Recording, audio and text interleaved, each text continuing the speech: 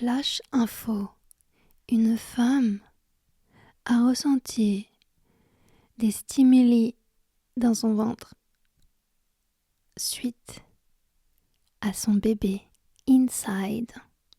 Effectivement, elle est enceinte de 6 mois. Elle tient un journal de grossesse. C'est une chose qui est très importante. Elle n'a rien acheté pour la venue de son bébé car c'est son choix et elle ne sait pas encore si elle pratiquera la péridurale, c'est-à-dire c'est une énorme aiguille plantée dans le dos qui fait qu'on ne peut pas bouger. Et si on n'a pas la péridurale, donc si on n'a pas cette aiguille, pour pas sentir la douleur, on n'est plus libre de bouger, de se mettre accroupi, de se mettre à quatre pattes parce que les femmes, nous, on accouche accroupi depuis la nuit des temps. On est plus proche du sol et on est libre d'accueillir l'enfant avec nos mains. Mais à partir de Louis XIV, je crois que c'est lui qui a voulu voir, je crois, l'accouchement et et sa femme a accouché, donc avec peut-être des gens autour d'elle, du corps médical, dans la position qu'on connaît tous, c'est-à-dire sur le dos, les jambes écartées comme ça. Et après, c'est resté avec la fameuse phrase « Oui, mais on a toujours fait comme ça ». Donc voilà, c'était très important de parler de ça. Et j'aimerais que vous écoutiez cette information à 20h, au même moment que les informations. Et j'aimerais que l'émission des maternelles soit aussi diffusée à 20h parce que c'est tout aussi important que les autres informations, par exemple de guerre et de politique, n'est-ce pas ? Voilà, c'était le moment femme que tout le monde adore, qui intéresse tout le monde et que tout le monde fait peut-être un peu mine que c'est pas si sérieux que ça parce que comme c'est une nature innée, c'est pas quelque chose que l'homme a créé de son intellect. Et du coup, voilà, mais pas du tout en fait, pas du tout, parce que c'est des émotions, c'est une partie majeure de la vie et c'est tout aussi important peut-être que l'intellect et que le raisonnement, c'est tout aussi important. Ça ne l'est, si ce ne l'est plus, mais du moins ça l'est tout autant. Et c'est peut-être ça l'égalité aussi. L'égalité, c'est aussi que la vie des femmes compte. Woman lives matter. Ok ? Peut-être c'est ça quoi. J'ai faim là, je gargouille, j'ai pas mangé. Le matin, j'aime bien manger un fruit. Je trouve que ça me va vraiment bien avec mon énergie. J'aime pas du tout en fait. En fait, c'est soit je mange salé, genre un œuf bien grillé avec un bon pain frais.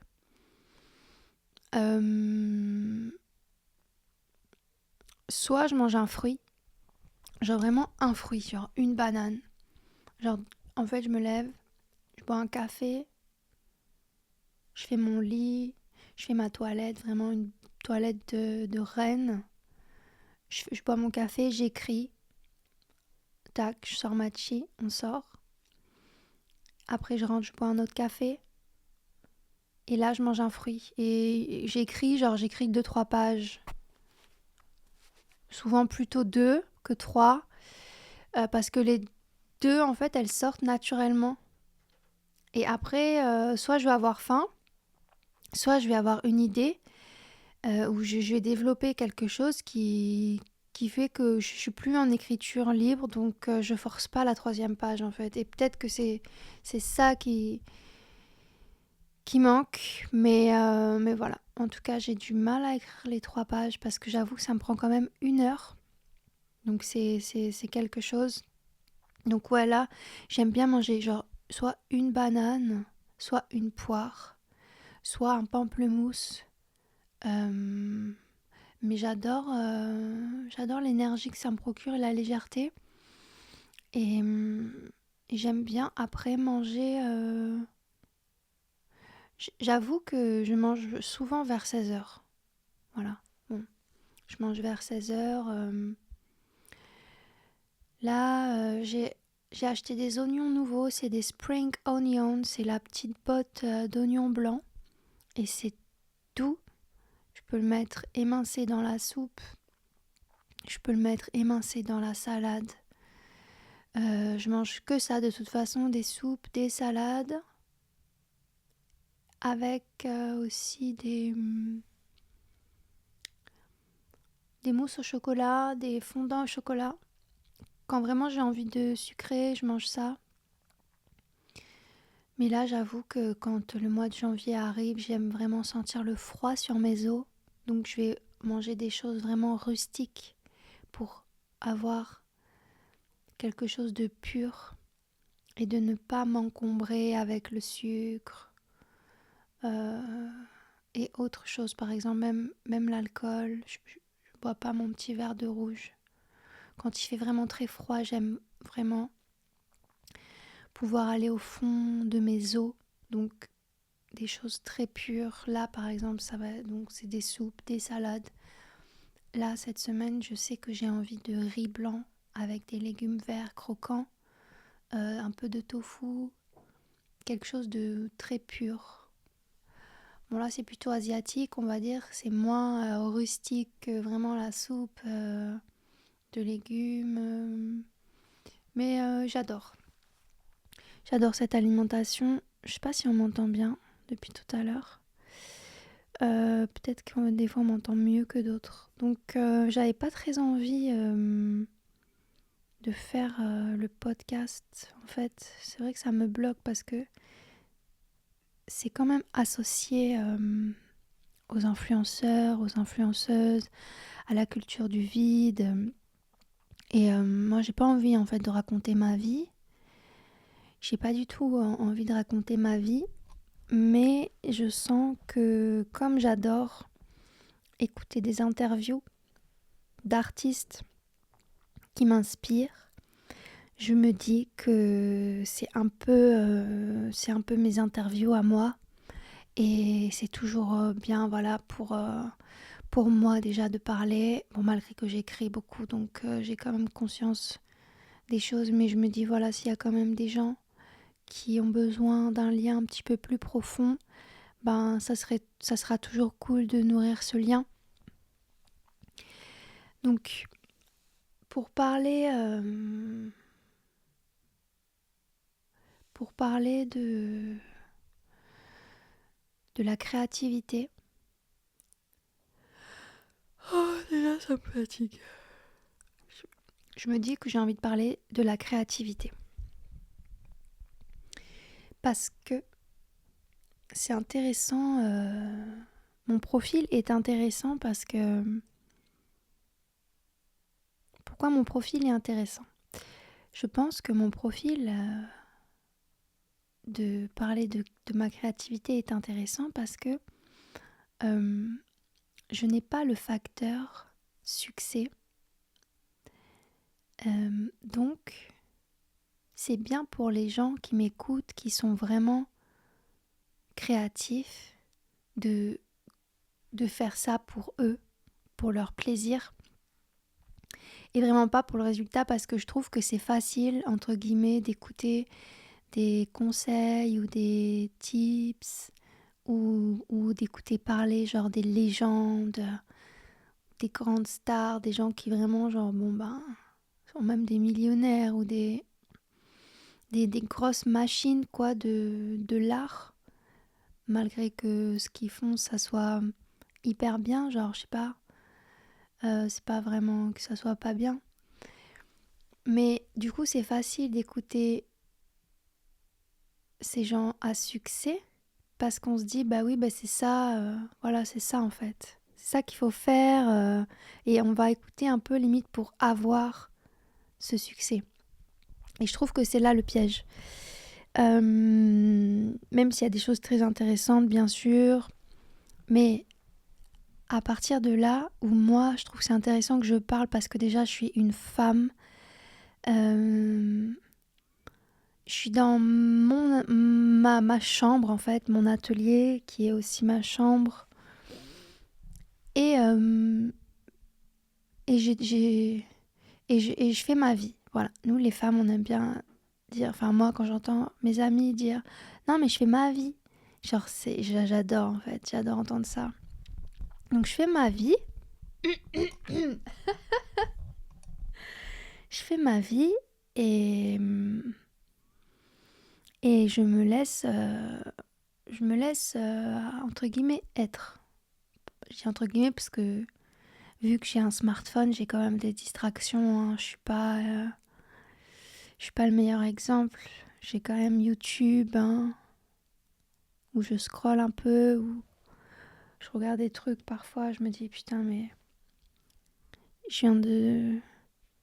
Je sais même pas ce que j'ai... En fait, j'ai rien vécu. En fait, j'aurais préféré regarder le plafond. J'en suis là, quoi. De me dire, je préfère ne rien faire, regarder le plafond, être droite comme un i sur mon lit, mais au moins je suis là, quoi. Parce que, voilà, zéro charisme, YouTube, zéro charisme, vraiment. Et Instagram aussi, c'est... Mais là, ça fait 1 mois et demi que, voilà, déjà ça fait 1 mois et demi que j'ai arrêté Instagram. Et j'avais pas prévu.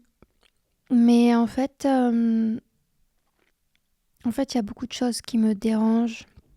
Je vais pas parler maintenant. Et donc, ça fait partie aussi de se recentrer et de me dire, bon, écoute, en fait, j'ai toujours voulu faire exprès de me mettre dans des conditions de partir de zéro, de partir de rien, d'avoir le moins d'influence possible. Un peu, ça fait penser un peu à genre une pièce blanche, aseptisée quoi. Comme si que mes influences et mon environnement me modifiaient et que cette modification était vue comme un éloignement de soi. Alors qu'en fait, il est totalement nourrissant, essentiel de se nourrir, de se former, de s'influencer.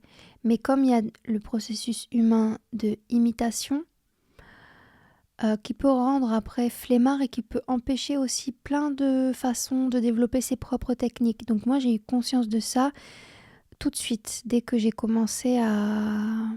déjà, j'avais pas de culture, moi. J'étais une femme... je viens d'un petit village... mes parents, ils aimaient la musique, mais ça restait, voilà, comme Prince, Madonna, Gainsbourg.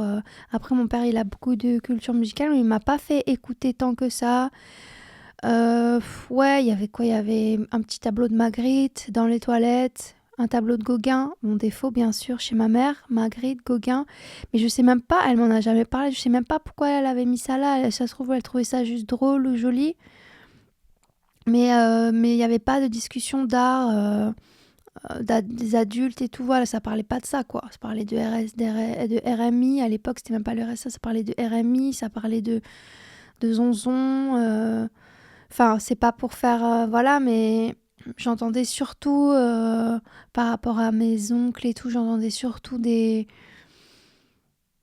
Ouais, en fait, ça parlait beaucoup de misère, quoi.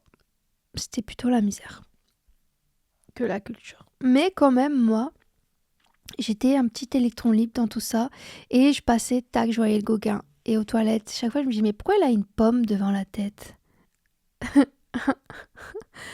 Et j'adorais. Et aussi quand j'étais plus petite, il y avait des photos de Vanessa Paradis pour Chanel. Il y avait des photos en string, le string Chanel avec le logo Chanel en noir et blanc, des choses comme ça. Donc Madonna, très, très sexe, très libérée. Je sais que ma mère, elle avait un soutien-gorge en fer. C'est des espèces de coques en fer. Elle allait en boîte avec une petite jupe parapluie en daim, je me souviens. Et voilà, c'était, je sais pas, c'était pétillant, quoi, à part les trucs de misère dus aux hommes, hein, bien sûr, les hommes, voilà, alcooliques, égoïstes, immatures, tout ce que tu veux. Bon, voilà, après, c'est un schéma, c'est pas tous les hommes, hein. Mais moi, c'était comme ça, en fait, juste, je décris. Mais c'est vrai que les femmes, bon, elles travaillaient beaucoup, elles travaillaient. Chez moi, les femmes, elles travaillent. Elles ont quand même ce rôle de faire bouillir la marmite, de faire tous les tafs possibles et inimaginables et de s'occuper de tout le monde, quoi. Moi, dans ma famille, il n'y a personne qui a été à la fac, qui a le bac. Euh, je crois, hein, après remonter même loin. Je sais qu'il y a un boxeur, DiMaggio, qui était avec Marilyn Monroe. Mais je sais, mais voilà, c'est tout, mais ça remonte, hein. Pas tant que ça, mais c'est le seul exemple un peu que j'ai de wow. Sinon, c'est voilà, à l'usine, vendre le poisson, faire des robes pour aider, pour ramener des sous, bergère, chauffeur de taxi, vraiment des métiers, je vais pas dire un peu opportunistes, mais genre voilà, on arrive, on part de Sicile, on arrive en Tunisie, on travaille, on part de Tunisie, on arrive dans le sud, tac, il y a un petit local, bah vas-y, on va être coiffeur, genre des trucs comme ça. C'est vraiment de l'opportunisme en fait. Je pense que c'est de la débrouille, mais c'est du talent. C'est des gens doués en fait dans ma famille, des gens doués, des gens indépendants. Ça travaille en famille, ça fait tout, ça touche à tout, genre. Et ma mère est comme ça, et du côté maternel, je parle. Donc tout le monde est comme ça en fait. Tout le monde est comme ça. Et moi, bon bah moi aussi, hein, je suis douée, on va dire, pour tout. Parce que j'ai une capacité d'assimiler les choses. D'un côté, j'ai beaucoup, beaucoup, beaucoup de mal à faire du tri. Il me faut du temps, il faut que je me trompe et tout. Mais d'un côté, j'ai une facilité de lecture, une vue d'ensemble directe. Je comprends très vite en fait. Donc, un petit côté ingénieur. De toute façon, les femmes sont des ingénieurs dans le sens avec tout ce qu'elles gèrent, toutes les tâches qu'elles gèrent en même temps et pour des personnes différentes, avec des buts différents en même temps. C'est de l'ingénierie. Parce que même si une femme, elle n'est pas que femme au foyer, une fois qu'elle a accouché, bon ça c'est biologique, hein. Tu accouches et tu peux allaiter. Mais après, tout ce qu'on nous a mis sur le dos, entre guillemets, pour gérer, une fois que notre rôle biologique a été fait, moi je pars du fait que ça reste une espèce de construction, parce on peut observer que la maternité, c'est pas la même dans des cultures différentes. Donc ça reste quand même une construction, même s'il y a ce truc de mère universel, même le mot mère, c'est le même, genre madre, mama, mère, ça reste le même mot, la même phonétique, pour le père aussi. Mais il y a quand même des constructions, et le fait que la femme, elle s'occupe de tout, c'est une construction, genre, c'est pas son instinct maternel, je pense. C'est un rôle qui est comme ça, mais elle a d'autres envies. Donc, et voilà, et si c'est autant encouragé, c'est pas si naturel que ça. Si on t'oriente autant à tout prendre en charge, faire toutes les tâches, t'occuper de ci, t'occuper de ça et tout, c'est peut-être que toi en fait t'as qu'une envie, c'est de te barrer, d'aller écrire des poèmes finalement. Si on t'y encourage autant, si on nous a autant, que les religions elles sont rentrées dans nos maisons pour nous dire de rester chastes, et ils venaient chez les gens, les missionnaires là, religieux et tout, ils rentraient chez les gens. C'était même pas juste à l'église, ils allaient chez les gens pour bourrer le cerveau des gens, pour rester chaste et pour faire ci et pour pas faire ça. Donc ça veut dire que c'est pas si naturel que ça. Et que nous, on est partagés. Bien sûr, moi, je sais que je peux tout gérer. Et c'est là le piège. Parce que j'ai vu déjà toutes les femmes faire ça. Et j'ai ce truc un peu de bon, vas-y, je vais mettre ça là, je mets ça là, je fais ça là, je fais ça là. Ce truc un peu qui rejoint un peu le truc du papillon. Je fais un peu des petits trucs partout. Je vais faire des petites courses, je fais un petit coup d'éponge, je fais une petite machine, je fais un petit truc, je fais un petit truc, je fais un petit truc, je fais plein de petits trucs. Et au final, tout ce que j'ai envie de faire, c'est rien faire ou faire du théâtre ou faire des trucs qui n'ont pas de sens, faire des trucs que j'ai envie de faire en fait et qu'à chaque fois je me dis mais à quoi bon? Ou que tout le monde me dit mais à quoi bon? Parce que moi je sais qu'il y a eu une énorme évolution, on n'est plus du tout au 18e, au 19e et même avant, genre voilà où les femmes elles étaient vraiment genre battues, où tout le monde vivait dans la même pièce. Et que les femmes elles n'allaient pas à l'école et que c'était juste des ventres et des ménagères parce que en fait comment l'Afghanistan traite les femmes c'était un peu c'était comme ça dans toute l'Europe quoi. Je sais pas si c'était comme ça en Australie ou au Mexique mais c'est vrai que voilà en Europe en Occident même le monde en fait c'est Europe, Orient, Proche-Orient, où il a commencé à avoir l'agriculture. Là, ça a tout changé en fait. Et je sais pas si l'agriculture, elle a 12 000 ans, genre. Elle est née en Mésopotamie, croissant fertile et tout ça. Aujourd'hui, Irak, Iran, tous les trucs comme ça. Après, ça s'est propagé vraiment dans tout le bassin, l'Europe, l'Asie, la Chine. Voilà, ça s'est déployé comme ça.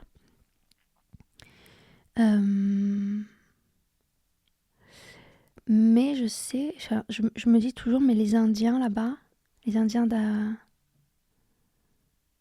d'Amérique, même le peuple avant les Indiens, les ancêtres des Indiens et tout, ils avaient aussi, bien sûr, aussi cette culture. Le maïs, les haricots, alors que nous, ici, c'était plutôt le blé. Voilà, en Asie, ça allait être plutôt le millet, le riz. C'est des céréales différentes, des animaux différents, des mammifères bien sûr différents qui ont été... Mais je sais pas si ça a vrillé pour les femmes là-bas, mais en tout cas c'est vrai que du moment où la terre a commencé à être contrôlée de par les récoltes et de par les animaux, il y a eu aussi le corps des femmes qui est aussi le miroir de la terre, quoi. Comme on dit, la terre-mère et tout ça est lié. Et c'est là aussi où on a commencé à comprendre la fertilité, la reproduction. J'avais dit que je parlais de ma créativité, mais en fait, c'est des connaissances que j'ai réussi à synthétiser et que j'ai envie de partager aussi parce que en fait, clairement, moi, je l'ai jamais entendu ça. J'ai dû aller le chercher. Donc, j'ai réussi à synthétiser avec le temps. Moi aussi, j'ai commencé par étudier l'anthropologie. J'ai une licence. Enfin, j'ai pas le diplôme, mais j'ai 3 ans. Parce que je voulais pas de diplôme. Mais déjà, l'humanité, ça m'a toujours passionnée. Et donc oui, donc moi, aujourd'hui, quand j'ai commencé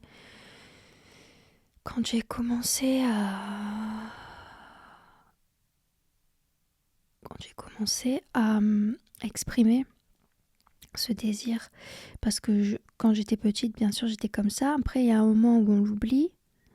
à l'adolescence pour ma part, et après ça revient.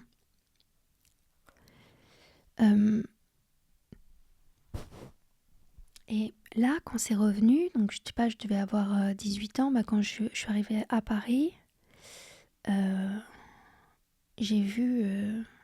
Moi, il faut savoir, j'ai vraiment genre aucune culture, à part la culture MTV, genre hip-hop, 90.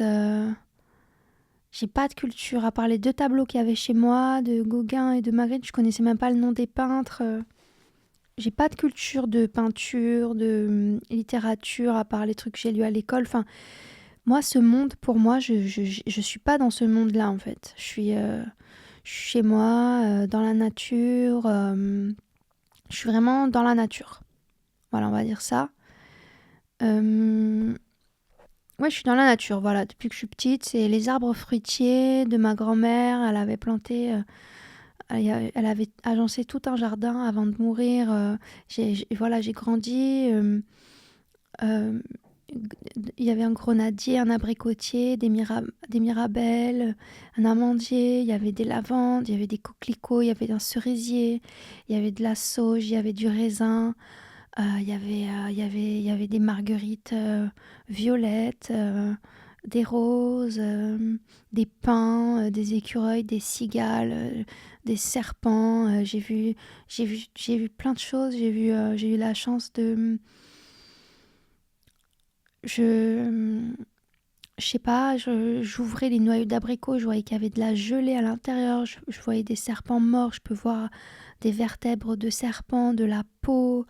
Euh, j'ai vu plein de trucs, des os, des asperges sauvages, je sais pas, différents types d'araignées. Je sais pas, j'ai vu plein de trucs. J'ai vu plein de trucs et je cherchais toujours quelque chose. J'étais toujours dehors, dans la nature et voilà. Donc moi, j'ai grandi là-dedans. La mer, les méduses. Une fois, il y avait des méduses échouées sur toute la crique et j'en ai pris une sur une planche. Elle était énorme, elle devait faire au moins 5 kilos, elle était énorme. Donc, et puis toujours, voilà, fouiner. Donc moi j'ai grandi dans ça, j'ai pas grandi du tout dans la culture. Donc quand j'arrive à Paris à 18 ans, là je vois, j'étais en BTS assistant manager, rien à voir, genre vraiment après le bac, genre vraiment, moi je voulais faire psy, mais j'osais pas cocher la case psychologue. Je sais pas, on me disait oui, là-bas il y a du travail et tout. Enfin, c'était vraiment le truc où tu fais vraiment rien de ce que t'aimes, de ce que tu veux, tu te poses pas la question. C'est vraiment genre la classe moyenne, la classe populaire, quoi. Vraiment la classe populaire. Après, tu me diras, les bourgeois, c'est pareil, ils sont obligés à faire des études et tout. Enfin, bon, c'est vraiment, on va dire, un monde, je sais pas, austère. Et j'arrive donc à Paris dans cette assistant manager, là, c'était Jardin du Luxembourg, Montparnasse, Raspail, 6e arrondissement, genre Saint-Germain, genre. Et là, je vois, il y avait une affiche de film, il y avait la tête à Jean-Michel Basquiat. Mais moi, je savais pas qui c'était. Un gros plan de son visage et tout. Et je bloque sur sa tête, je bloque sur ce gars, en fait. Et j'étais avec une copine. En fait, à chaque fois que j'ai fait des études, où j'ai changé de lycée, où j'ai changé de truc ou machin, j'avais toujours une amie religieuse, vierge. Je sais pas pourquoi j'attirais toujours des religieuses, des vierges, que ce soit des catholiques, des protestants, des musulmanes. Je sais pas, j'ai toujours été avec ces filles-là. Et elle me dit, mais qu'est-ce que tu regardes ce gars? Genre, c'est un drogué, Vivi, tu vois pas, nan et tout. Enfin, elle savait pas qui c'était non plus, mais voilà, il avait une espèce de roulé entre les doigts, une cigarette, il avait ses locks comme ça dans tous les sens. Toi, elle me dit, mais Vivi, c'est un drogué. Donc, du coup, je sais pas. Et après, je dis à la prof, je voulais faire une école d'art, je sais pas pourquoi. Et je dis à la prof principale, je sais pas pourquoi, je vais lui rendre des comptes à elle. C'était horrible, c'était vraiment genre la marade dans Cendrillon, elle m'avait frappé avec un journal et tout, genre parce que j'étais sur mon tel et tout en cours. C'était vraiment une dingue. Et puis je lui dis, ouais, je quitte le BTS, je vais faire une école d'art. Et là, elle me dit, ah ouais? Une école d'art? Mais tu peux pas? T'as pas de culture, toi? Elle me dit, cite-moi un peintre hongrois. J'ai dit, Elle me dit, voilà, tu peux pas, t'as pas de culture, nana et tout. Je dis, je sais pas, il faut que je me casse en fait. De toute façon, voilà, dans tous les cas, je vais me casser de ce BTS. Je vais aller faire une fac de socio. Elle me dit, mais dans la socio, faut savoir écrire, tu sais pas écrire. J'avais 18 ans, genre j'ai toujours écrit, moi, des poèmes et tout, des trucs. Enfin, c'était vraiment une castratrice de fou. Elle me dit, il faut savoir compter en socio, il faut savoir écrire, laisse tomber. Bref, je me casse du BTS et je vais en fac de socio. Et là, en fait, j'ai découvert quand même plein de trucs, des livres. J'ai lu Le deuxième sexe de Simone de Beauvoir. Je suis tombée sur Femmes qui courent avec les loups, comme par hasard, sur le site de la FNAC. Donc petit à petit, en fait, mon chemin, il se crée. Et j'écris des poèmes. J'écris des poèmes et j'imite des poètes hommes. Voilà, donc c'est très droit, très sérieux. Mais j'écris. Et voilà. Et en fait, le truc, c'est que donc cette prof qui s'esclave de moi, qui se moque en fait de moi, mais on s'était déjà moqué de moi, des personnes proches, quand je commençais à chanter ou à remixer des trucs, genre on s'esclave, on se moque. Après, quand je suis allée au théâtre, au cours Simon, quand j'étais sur scène, j'avais fait mon passage, il y a des élèves qui se moquaient. Après, quand je suis allée aux Beaux-Arts, j'ai dit que je voulais être peintre. Les profs, ils s'esclaffaient, genre, tu veux faire de la peinture, toi? Enfin, en fait, je me suis rendu compte que toute ma vie, on s'était moqué, on s'était exclaffé quand j'affirmais quelque chose ou quand j'exprimais quelque chose. Et alors que les hommes, on leur disait, bah oui, je sais pas, je m'en fous, fais ta life, quoi. En fait, genre, le monde n'attend pas n'attend pas ton art. Le monde ne t'attend pas, le monde s'en fout de l'avenir de la poésie. Mais quand t'es un homme, on va pas se moquer de toi. Je sais pas s'il y a des hommes qui m'écoutent, si on s'est moqué de vous quand vous avez exprimé quelque chose ou si on a été plutôt indifférent. En tout cas, les femmes, même nous-mêmes, hein, genre, ouais, je veux faire ça, mais à quoi bon? Il y a ce truc de à quoi bon? Quelle utilité? Parce que c'est justement pour ça, c'est justement cette, entre guillemets, inutilité ou juste ce plaisir, cette espèce d'air en fait de respiration dont le monde a besoin, de pas toujours être dans le pratique, faire des choses pratiques, stratégiques, intellectuelles, faire des choses qui découlent de l'âme, qui découlent juste de la beauté, qui découlent du mouvement, de l'air, de l'amour, de la nature. Tout ça, pour moi, c'est féminin, c'est le féminin. Et le monde est quand même dans un truc de rendement, de stockage, de prévoyance, de sécurité. Je sais pas si ça c'est le masculin, mais en fait le masculin domine. C'est pas genre la domination masculine, les hommes sont des mauvais, ils veulent fouetter les femmes, même si c'est ce qui est. Il y a cette espèce de principe masculin de sécurité, de stock et d'utilité et de cohérence en fait qui domine. Principe comme ça qui domine. Et donc on veut aussi nous rendre à notre utilité notre utilité dans les tâches, dans le foyer et à faire des enfants et tout, ça reste quand même une utilité rationnelle. Genre on sait ce que tu fais, on sait à quoi tu sers, quoi.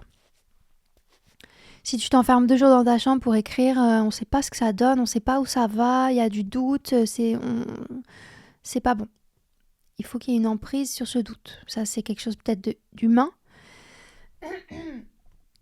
Mais donc oui, j'ai remarqué toutes ces moqueries, tous ces vols, ces maltraitances, ces humiliations. Et c'est pas pour faire la victime, c'est juste pour relater que, en fait, aussi, en étant une femme, j'ai dû être dévouée à ma famille, c'est-à-dire que depuis que j'ai cette éducation, moi je crois que la vie elle est comme ça en fait. Je suis faite pour être dévouée, pour tout partager, pour tout penser, pour me priver.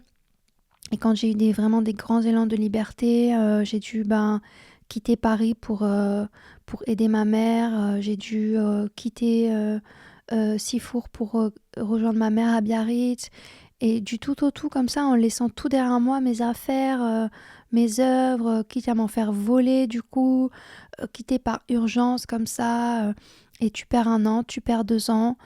Personne ne reconnaît le sacrifice que tu fais parce que c'est normal, t'es une femme, ta vie n'est pas très importante, ton art n'est pas important, c'est pas grave si t'étais en train de faire de la peinture ou de découvrir quelque chose, tu quittes tout, tu viens et tu m'aides à travailler et ton art passe après, genre ce qu'il faut c'est que tu sois une bonne fille, une bonne sœur, une bonne femme et ton art n'est pas important. Donc ça, en fait, c'est que c'est pas, je pense pas que ce soit de la méchanceté, c'est que en fait les gens n'ont pas conscience et que moi, comme j'ai été éduquée comme ça, j'avais pas conscience que j'avais pas parfois à me sacrifier, que je pouvais dire, bah non, là, tu vois, moi, je suis sur un projet, donc tu vas prendre tes responsabilités, tu vas revoir ton schéma en fait et tu vas avancer.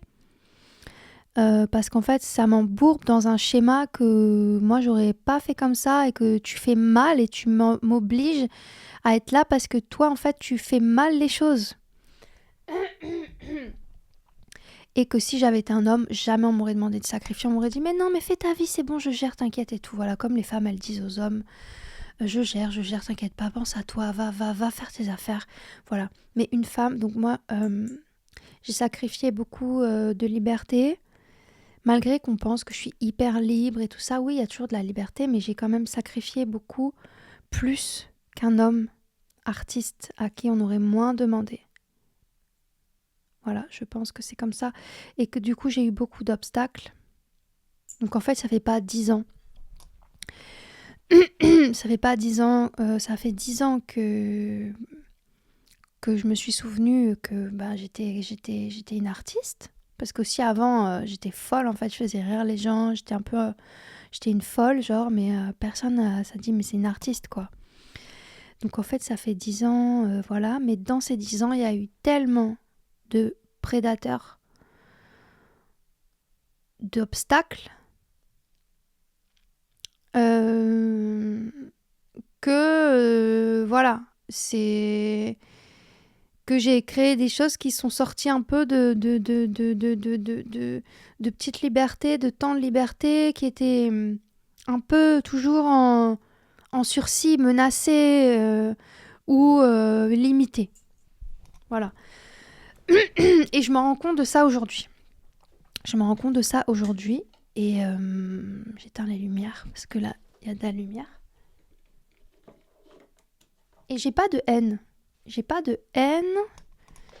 pas d'amertume parce que je suis tellement heureuse de m'en rendre compte à sa juste valeur et de pouvoir aujourd'hui aussi le partager avec les personnes autour de moi, notamment ma mère, parce que j'ai pas envie de couper les ponts, j'ai pas envie de rejeter les gens.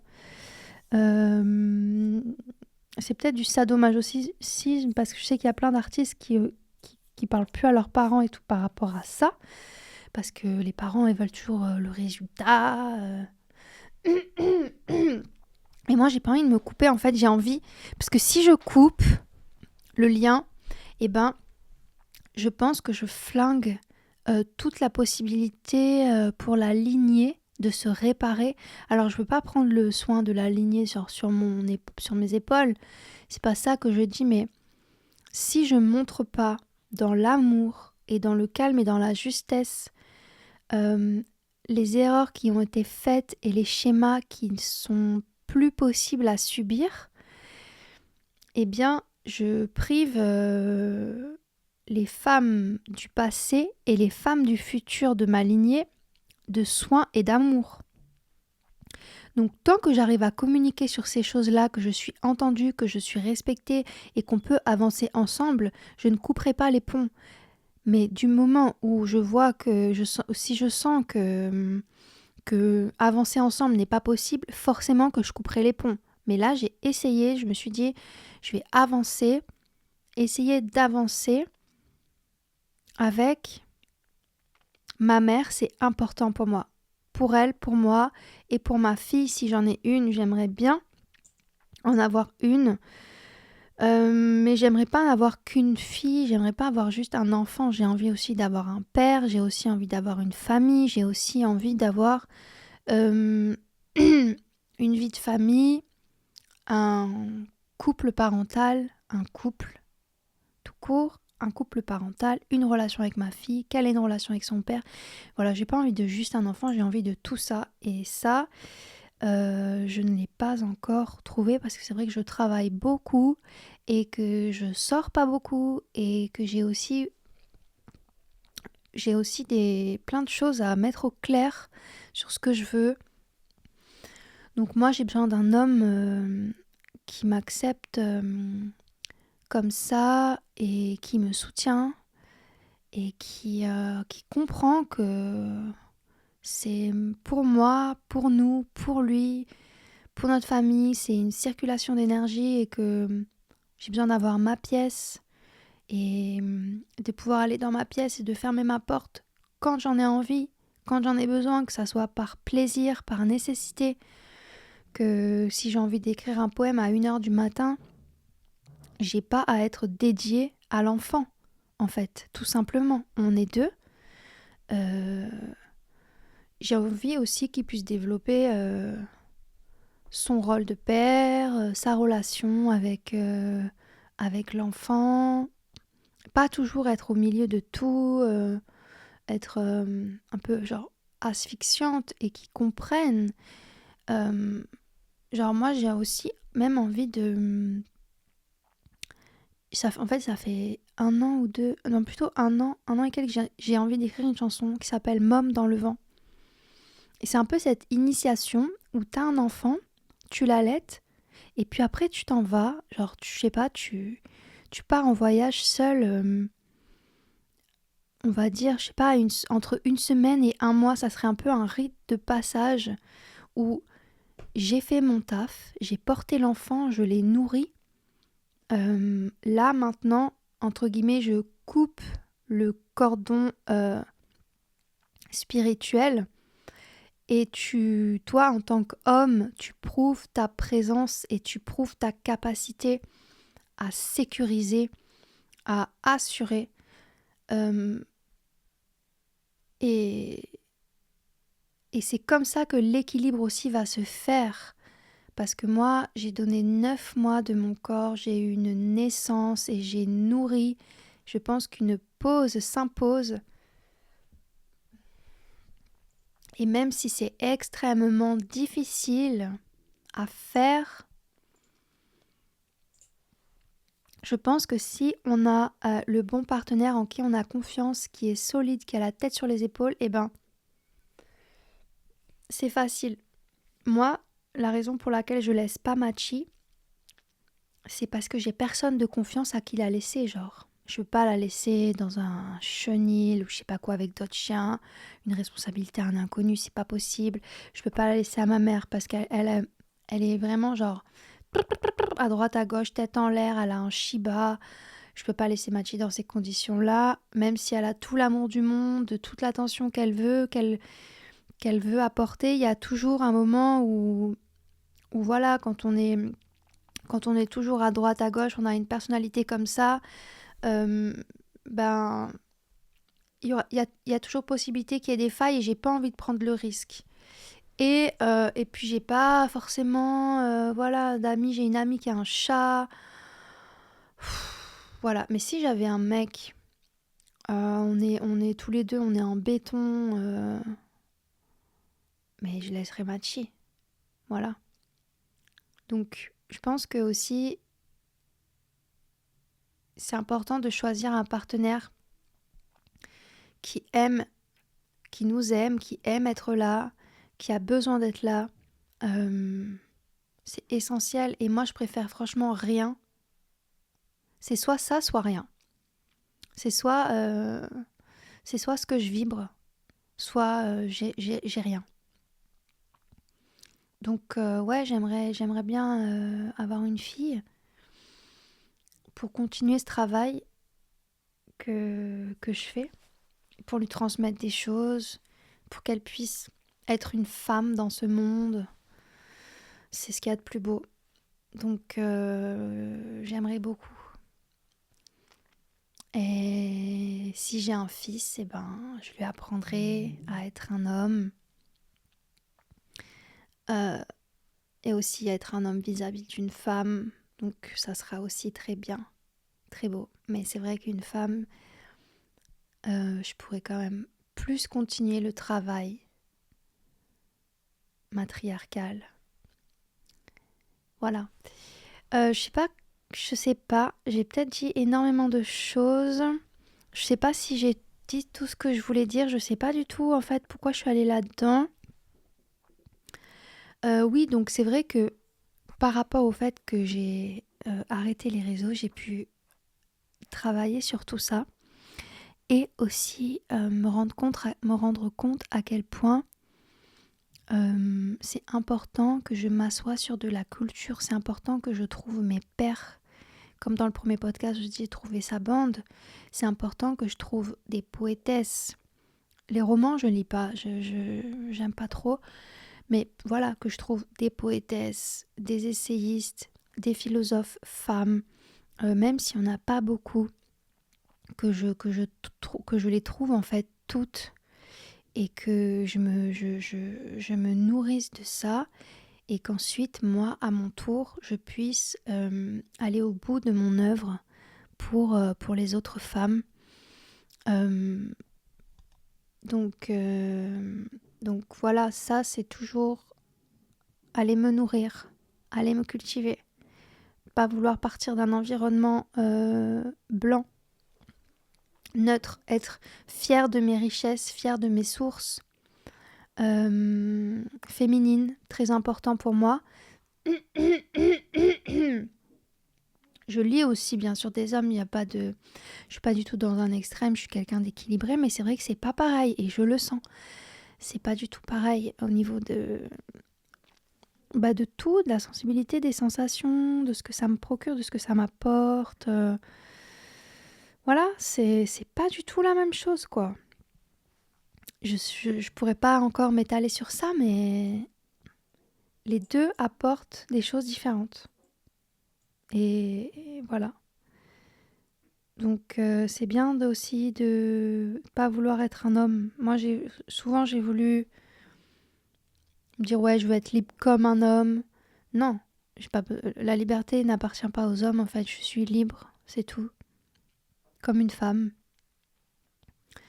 Et elle est belle, ma liberté de femme, et pas être libre comme un homme ou imiter les hommes parce que j'ai pas beaucoup de modèles femmes parce que par rapport à tout ce qu'on a dit avant. Voilà, c'est sûr, si t'es pas encouragé, si t'es moqué, si t'es censé être dévoué à ta famille, au monde, que t'es pas éduqué, bon ben forcément ça aide pas à, à sortir un génie, le génie en soi.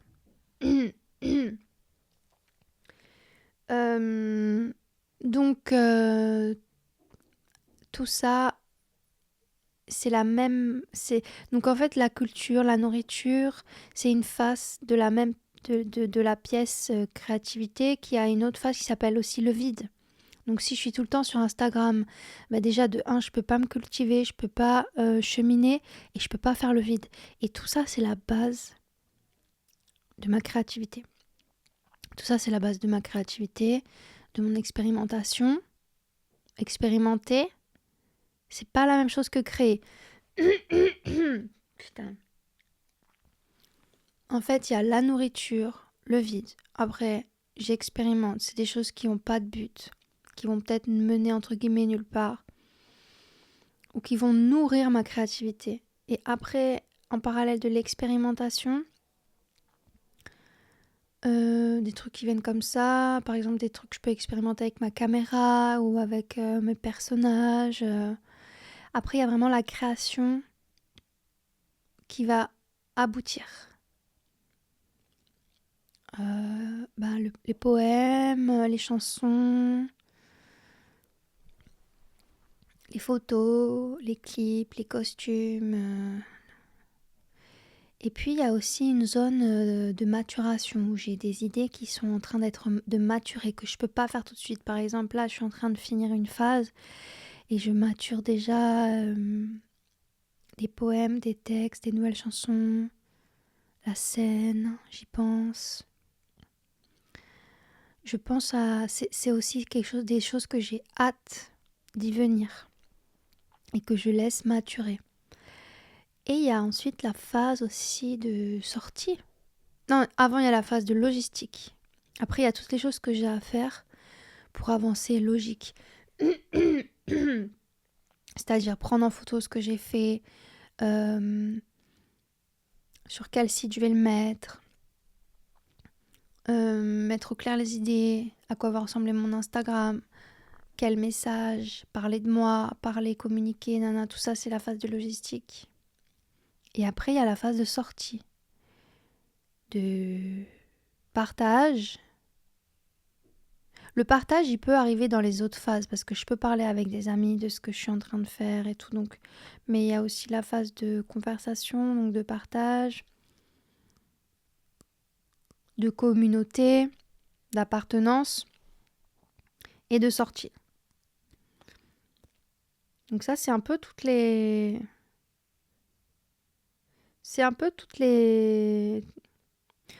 phases,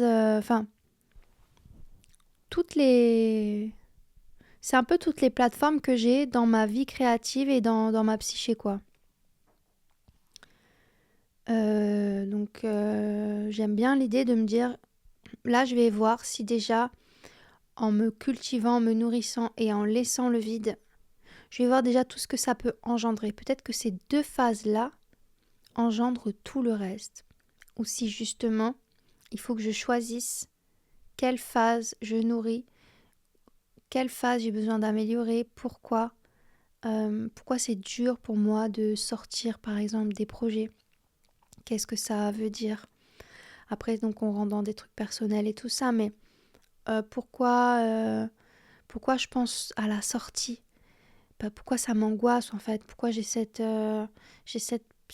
panique de la sortie alors que je suis même pas vraiment bien nourrie au niveau de ma culture et tout ça, ou que je sais pas encore bien faire le vide.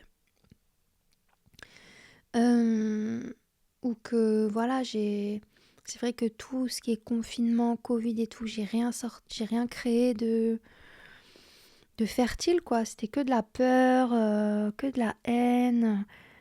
Et je vois quand j'écris avec de la haine ou à partir de la haine, c'est rigide, c'est noir, c'est pas extensible, quoi. C'est stérile.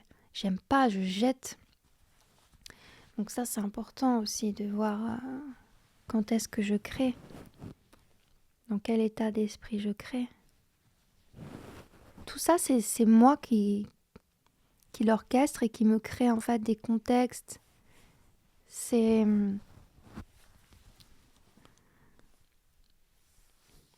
Ouais, c'est... Je trouve que... Même moi, en tant que femme, c'est vraiment nouveau que je vois les choses comme ça. Et, euh, et voilà, j'en suis là. Donc, toujours pareil, je découvre tout le temps des nouvelles artistes. Là, j'ai découvert le cinéma de Chantal Akerman. J'ai lu Une chambre à soi de Virginia Woolf. C'est des femmes qui sont extrêmement brillantes. Là, je vais pas détailler, mais j'ai découvert qui d'autre. J'ai découvert qui d'autre. Toujours, je lis toujours Femmes qui courent avec les loups. Et j'ai lu de la poésie aussi d'une comtesse anglaise du 18e, du 19e, donc 1800 et quelques.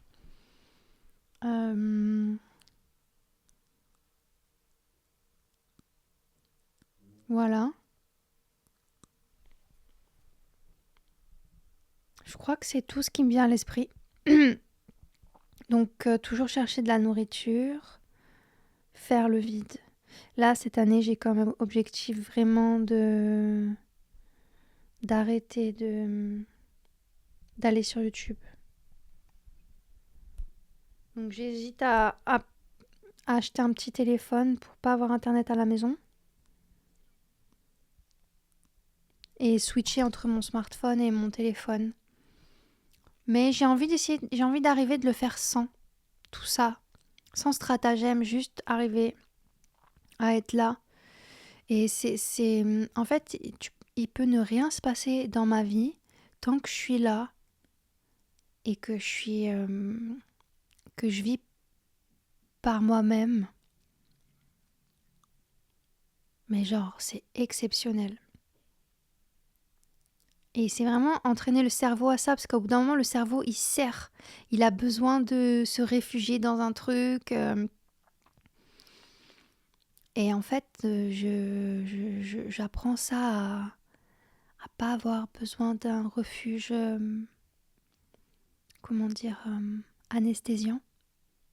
Anesthésie, c'est rien sentir. Donc juste à entraîner mon cerveau à, à être à l'aise, en sécurité avec le fait de ressentir.